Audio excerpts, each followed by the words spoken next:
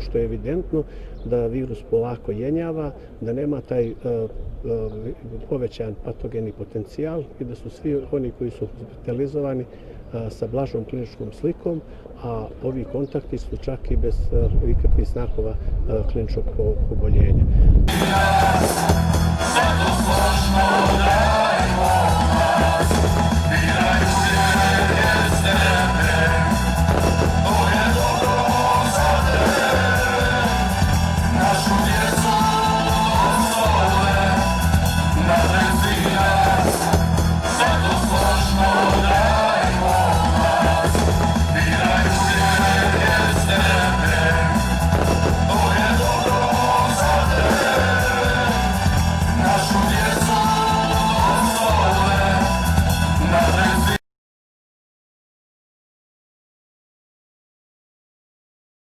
Trenutna situacija na infektivnom odeljenju Novopazarske bolnice je u najmanju ruku dramatična. Na desetine ljudi sa težom kliničkom slikom primljeni su na odjeljenje gdje su svi kreveti popunjeni, pa im se pomoć ukazuje u hodnicima i pomoćnim prostorijama.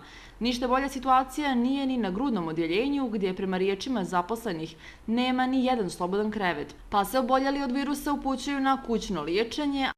Pošto ih je sa situacijom u Novom Pazaru upoznao direktor opšte bolnice Meho Mahmutović, premijerka Brnabić izjavila je da su dezinformacije da u tom gradu nema opreme i lekova.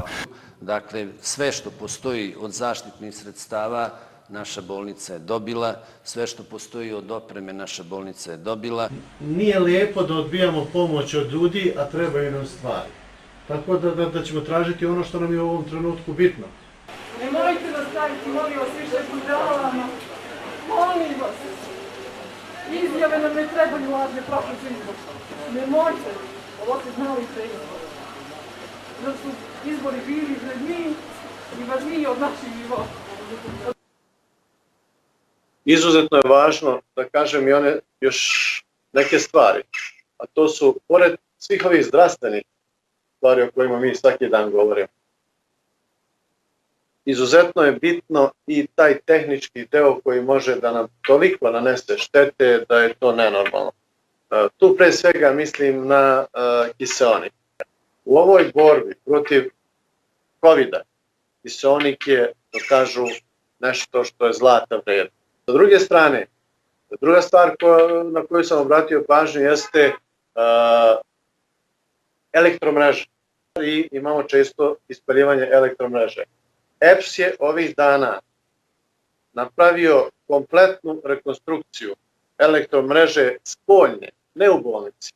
U smislu, ugradili su nove agregate, pored svih COVID jedinica, nove trafostanice, UPS uređaje.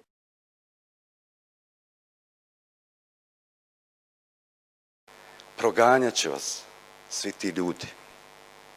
Proganjat će vas svi oni ljudi za koje su u bolnici pojedini ljekari, čast onima koji su dostojanstveno bili na prvoj liniji fronta i bilo ih je većina, ali će proganjati ti ljudi koji su vapili za malo kiseonika, za malo vazduha u 21. vijeku i umirali u najtežim mukama, između ostalog i zato što je jednog dana nestala struja i to, gospodo, kriju od nas, a da im agregati nisu radili i da su imali 8 mrtvih.